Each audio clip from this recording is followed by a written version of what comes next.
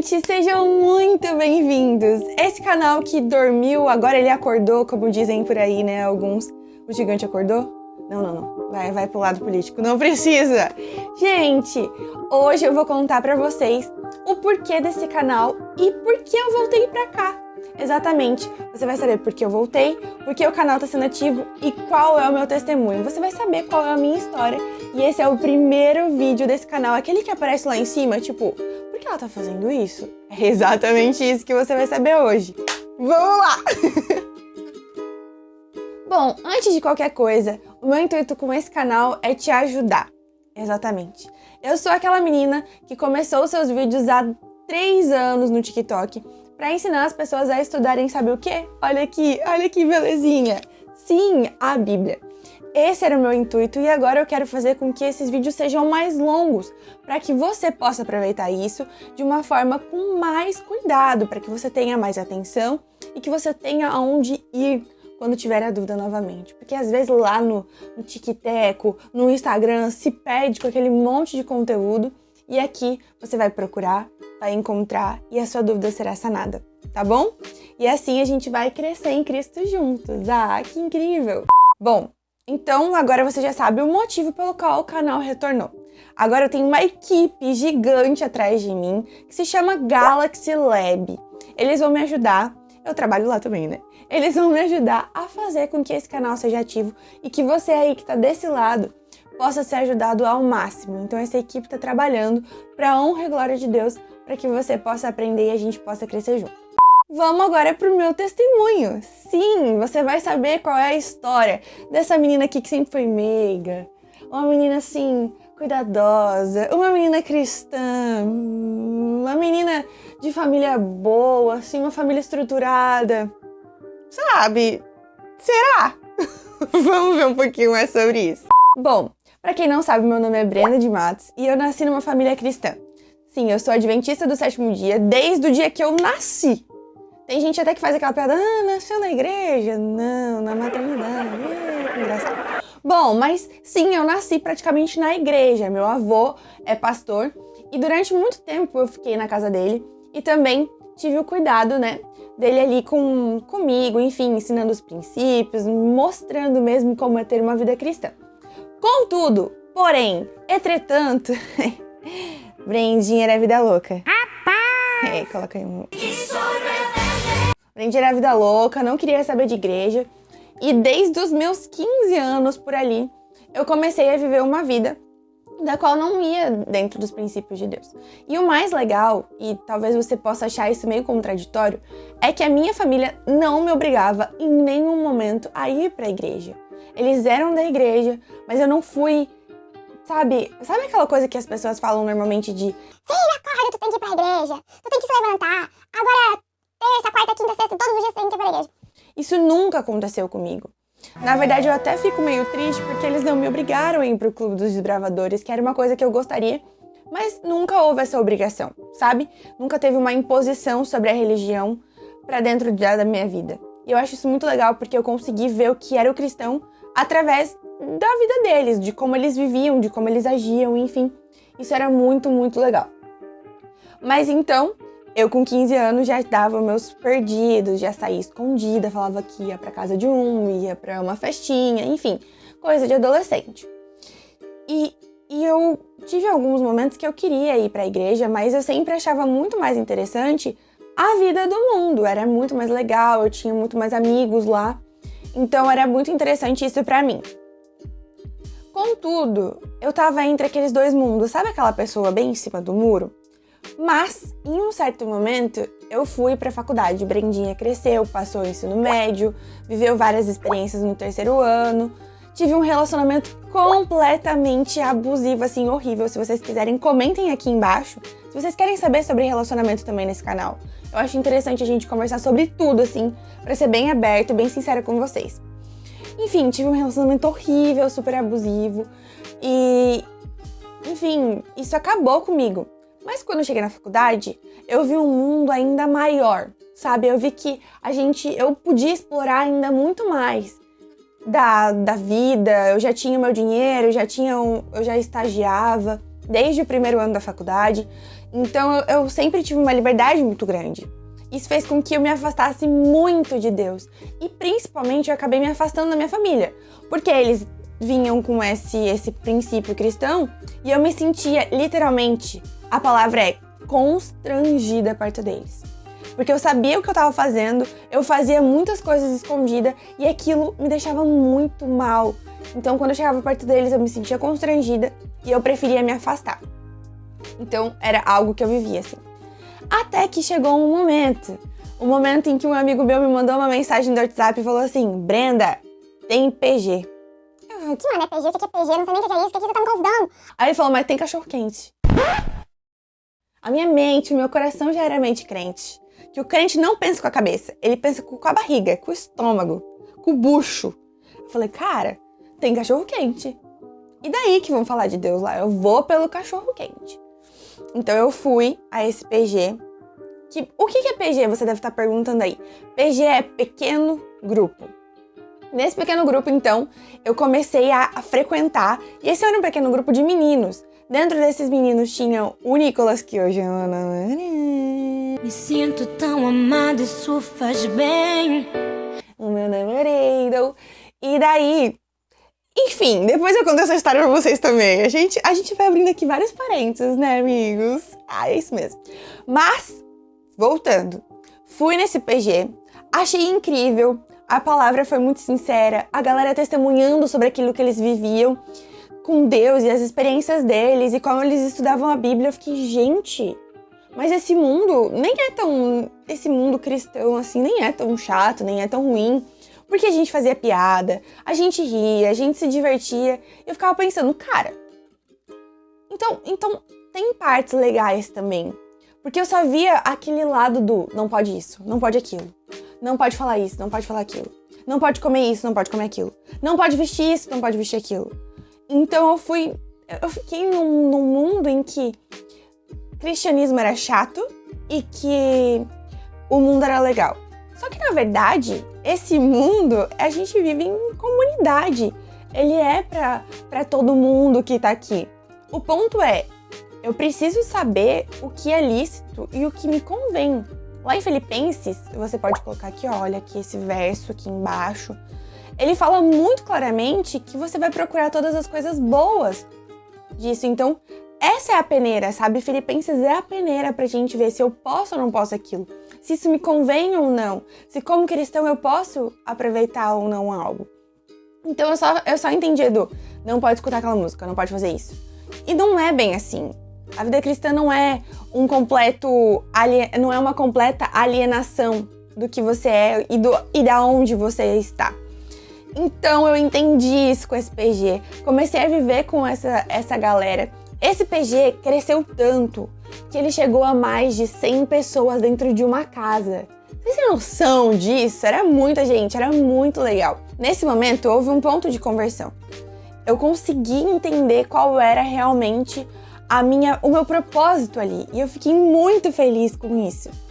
Então, eles me levaram para a igreja e uma pessoa apareceu. Olha como a liderança é importante na vida de uma pessoa.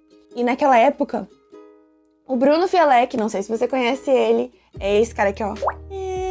O Bruno Fialek era líder de jovens na época. E ele me olhou indo pra igreja com os meninos. E desde o primeiro momento ele já tinha falado comigo, ele já tinha dado atenção pra mim, ele já tinha visto potencial em mim. E daí ele falou: Brenda, eu preciso de você aqui. Eu preciso que você trabalhe aqui. Gente, eu tava começando a voltar pra igreja. Como pegar um cargo? E ele olhou pra mim e falou: não quero saber. Você quer trabalhar comigo? Você vai ser uma líder de missões. Sendo líder de missões, basicamente, a única coisa que eu tinha que fazer era ir ligar para as pessoas, procurar agendamento de asilos, orfanatos, ir em hospitais, enfim, para que a gente pudesse ajudar o próximo, que é isso que a Bíblia diz que a gente tem que fazer, né? Amar o próximo como a ti mesmo. Então a gente precisava amar. E daí, ele me falou que queria isso. Aí eu aceitei? Não aceitei não.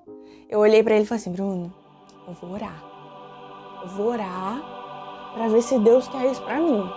Me dá uma semana. Migué feio, horrível, migué péssimo. Usei a Deus ainda pra dar uma fugida. Aí eu falei, ele vai esquecer uma semana, é isso, tá tudo certo. Não vou fazer nada. Só vou vir com os meus amigos, tudo bem, tudo e tal. Na outra semana, no sábado, Bruno... Ô, Brenda, e aí, o que Deus falou pra tu? Então, Bruno, eu acho que eu não escutei a resposta. Me dá mais uma semana? Aí ele falou, tá, tudo bem, de boas. Enfim, isso foi lá em meados de 2019.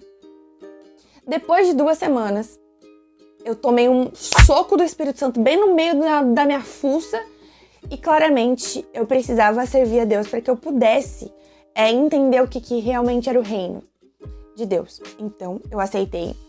E daí, só que eu não comecei as minhas atividades logo de cara, assim, logo de início. Ele foi me dando pequenas atividades nesse momento. Então, a gente fez umas missões bem pequenas. E nesse momento, eu comecei a aprender o que era fazer missões. O que era organizar uma galera gigante para que houvesse um movimento. Então, foram pequenos passos. Acontece que isso foi no final do ano. E daí, depois de 2019, se você contar, chega 2020. E eu tava muito animada, porque ia ser meu primeiro ano de liderança. Realmente, Brenda por Brenda. E daí, nesse momento, vocês se lembram, houve o quê? A pandemia. E eu lembro que eu fiquei extremamente chateada com Deus. Por que, Deus? Por que você tá fazendo isso comigo? Por que eu tenho que viver esse enclausuramento, agora que era o momento de ir para as pessoas e falar com elas e entregar a tua palavra, eu tô aqui, fechada, não podendo falar nada, não podendo falar com ninguém, não podendo fazer nada. Eu tinha feito um calendário do ano inteiro. A gente ia ir nos asilos, a gente ia brincar com as crianças no orfanato, ia dar presente para elas. A gente também tinha marcado de cantar nos hospitais. Aqui também tem a ProRim, aqui em Joinville, que as pessoas fazem aquela hemodiálise, elas ficam lá, tem que ir toda semana, é muito difícil, elas literalmente limpam o sangue delas. E a gente ia lá cantar com elas, ia fazer grandes ações lá. Deu tudo errado.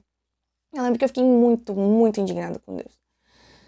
E daí eu cheguei, fechei a porta do meu antigo quarto, não é esse daqui é um outro cenário que vocês estão vendo agora. E daí eu entrei lá e entendi que eu precisava falar com ele de forma sincera. Eu lembro que eu olhei pra janela que eu tinha, falei, Deus, eu não consigo entender por que eu tô fazendo isso. Eu não consigo entender por que a gente tá passando por essa situação. E eu tava muito revoltada. E daí naquela sexta-feira à noite, eu fiz uma oração que foi, eu acho que a oração mais sincera de toda a minha vida. Eu falei, Deus, eu não tenho nada. Nada. Eu sou uma estagiária, eu sou uma estudante de direito. Eu só tenho o meu celular e os meus livros que vocês estão vendo aqui atrás. Só isso. São as coisas que eu tenho. E é tudo isso que eu posso te entregar. É tudo teu. Faz o que for necessário. E eu lembro que naquela noite eu tava com um pouco de dor de cabeça e eu logo dormi cedo. E daí eu pedi para que Deus falasse comigo nessa oração. E o que é mais bizarro de tudo é que nessa madrugada eu acordei do nada, sem despertador, sem nada, eu só despertei. E não é aquela acordadinha que tu vira pro outro lado e dorme. Parecia que eu tinha feito um cardio, sabe? Que eu tava muito ativa. E daí eu acordei e eu falei, opa, eu acho que isso deve ser um sinal, eu acho que Deus quer falar comigo. E daí eu coloquei um louvor no meu celular pra tocar, assim, enfim, porque eu tava muito... Eu sempre faço isso nos meus devocionais. Você vai ter um vídeo aqui, depois explicando como são os devocionais, como você pode fazer. E daí eu lembro claramente que naquele momento eu entendi que Deus queria falar comigo. Coloquei o louvor e a música não passou da introdução. Começou a só tocar os instrumentos e pum, veio uma mensagem no meu celular. E essa mensagem é de um aplicativo da Bíblia que eu tenho. O aplicativo Holy Bible. E esse aplicativo, ele mandava mensagem todos os dias às 11h07 da noite. E naquele dia... Você não tem nenhum número ou endereço do iMessage para todos os dias. Para quem você quer enviar uma mensagem? Para ninguém. Que isso, Siri? A Siri... Oh, tá amarrado? Nome de Jesus! Enfim... Volta. Enfim, aquela mensagem chegou pra mim, do aplicativo Holy Bible. E, como eu tinha dito, ela era às 11h07 da noite todos os dias. E nesse dia veio às 4 horas da manhã. Do nada. Assim, pum. Chegou. Falei, eu acho que é um sinal. Então eu peguei e li aquela mensagem, abri a minha Bíblia. E eu lembro que essa mensagem era exatamente do capítulo 10 de João. Onde fala que Deus chama suas ovelhas pelo nome. E que elas precisam passar através dele. E que ele era a porta. Quando essa mensagem veio pra mim, eu entendi que a única chance de abrir as portas para a pandemia era eu falar de Jesus. E que eu precisava falar disso em algum lugar. Então, o primeiro aplicativo eu nem pensei, gente. Foi muito... Eu não pensei em engajamento, eu não pensei em Instagram, eu não pensei em nada. Só veio no meu coração que eu precisava gravar um vídeo imediatamente, daquele jeito, naquele lugar. E eu gravei lá no TikTok, porque eu sabia que lá era um pouquinho mais fácil de editar o vídeo rapidamente. Eu editei o vídeo, postei e desliguei o Wi-Fi para continuar dormindo. Dormi, era um sábado de manhã, fui ver o primeiro culto na TV, porque tava tudo fechado. E daí eu conversei com meu avô, dizendo pra ele que ali tinha um vídeo que eu tinha postado falando sobre Jesus. Eu mostrei pra ele e naquele momento eu vi que tinha muitos comentários e muitas visualizações naquele vídeo. Os comentários eram pedindo pra que eu continuasse falando sobre aquilo. E daquele dia em diante, a minha pandemia inteira, eu gravava de 3 a 5 vídeos por dia e postava eles falando sobre Jesus, ensinando as pessoas. E hoje nós somos mais de 150 mil pessoas no TikTok. Somos mais de 50 mil pessoas no Instagram. Todas querendo ouvir sobre a palavra. Todas com o intuito de conhecer mais sobre Jesus. E você que tá aqui nesse YouTube, eu sei que você também quer fazer isso. Então vamos juntos. E nesse momento eu te peço para que você clique aqui no botão de gostei, para que você se inscreva nesse canal e que principalmente você mande esse e outros vídeos de dicas, de sugestões, de ensino, para que a gente possa crescer junto, para que a gente possa se tornar uma grande comunidade, tá bom? Eu espero que você tenha gostado desse vídeo e coloca aqui embaixo nos comentários os seus testemunhos. Eu quero saber como Jesus tocou na sua vida, tá bom? Um beijo, um abraço e tchau!